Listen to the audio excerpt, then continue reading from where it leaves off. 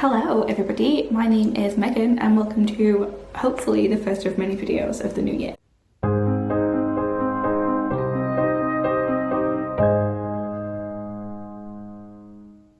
So it has been a while. I'm hoping to kickstart the channel again, which I say every time. I don't post videos for a while and then come back, but this time hopefully I mean it, fingers crossed.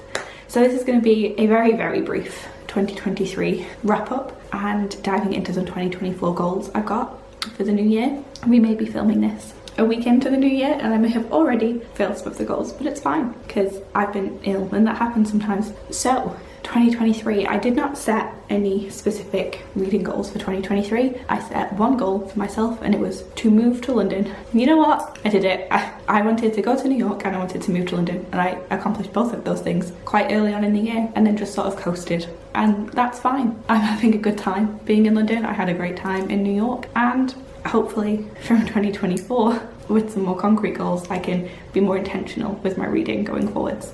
So I set my Goodreads goal as 100 books. Yeah, 100 books, and I read 200, so I doubled the amount of books that I read. A lot of them were sort of shorter, easy to read romances that I got from either KU or the library, but that doesn't diminish the fact that I did a lot of reading last year.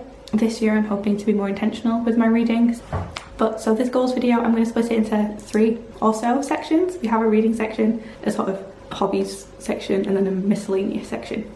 So for reading, I'm setting my goal as 104, which sounds like a strange number, but there are 52 weeks in the year, and if I'm averaging about 2 books a week, then I should hit that pretty easily. So yeah, 104 books. But breaking that down a little bit, I would like to read more classics and non-fiction. They are obviously not the same thing, and by no means do I think that they are comparable, but I once set myself a goal of reading 1 a month of both of those things, and that's just a lot for me personally to read 1 classic and 1 non-fiction a month. So what I'm going to do instead is give myself a goal of reading 6 each, so alternating 1 a month, because I do find reading non-fiction and classics beneficial. I just haven't prioritised it recently, and I feel like I need to consciously make the effort to do so in order to make progress with that. So that's one of my goals.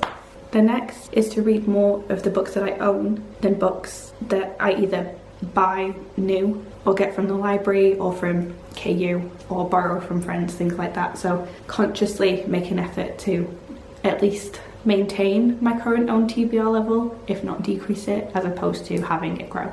And that is mostly because I have moved to London and it is more expensive, and I have been going to a lot of theatre shows. So if I'm reading the things that I already own, then I'm not spending money on books in that way. So fingers crossed.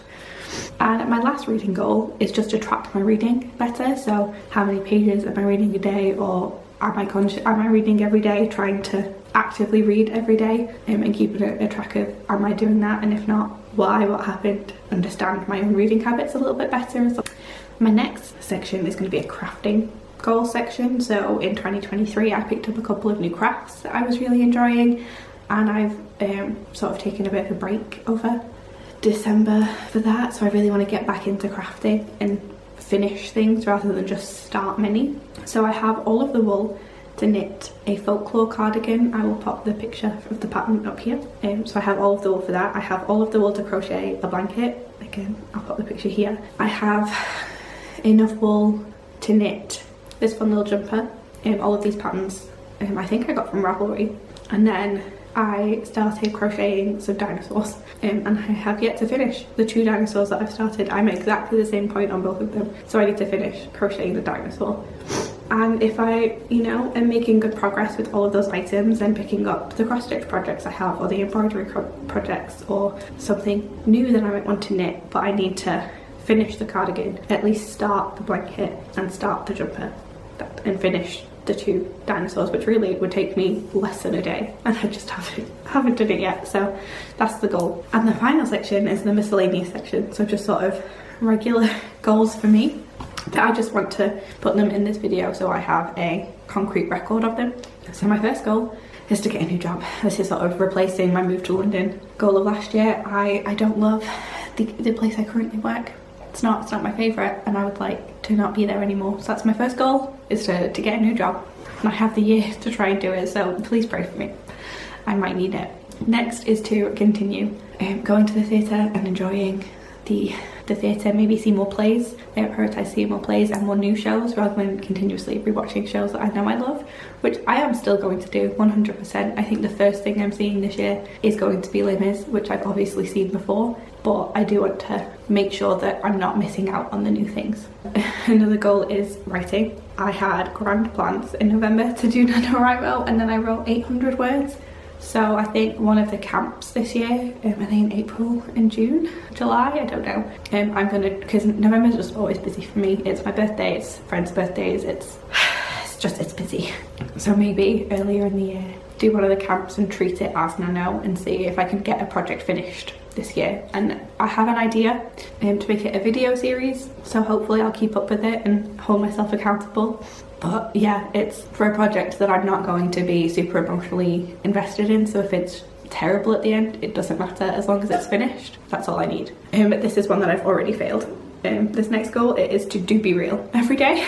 It sounds really stupid, and I know not a lot of people are actually using Be Real anymore, but having a record of every day of just like a random picture of what I was doing, I really enjoyed when I first started doing it in like 2022, and then I just didn't do it in 2023. I just stopped partway through the year, and I miss that.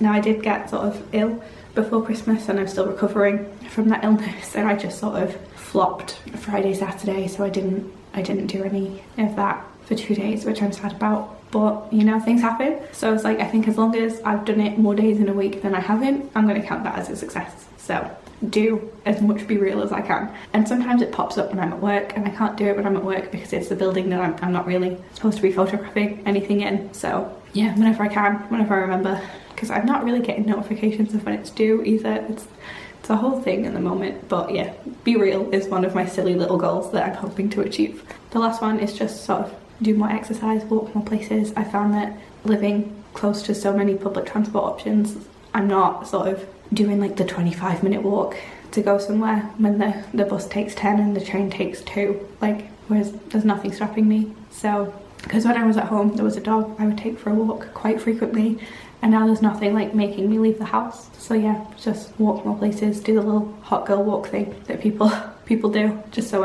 I'm getting out and about a bit and just doing some movement. And that's pretty much all of my goals, I think. Oh, and my final one is to do at least one video a week. I don't know how that will go. It could go very, very badly for me because I sort of dislike editing, but I'm gonna try. I'm gonna hope for the best. And I have flatmates who can yell at me to do the filming and the editing, so that maybe it does actually happen. So we'll see. I'm not going crazy. I'm not saying I'm going to do 2 videos a week, because if I do that, I will get overwhelmed and do nothing.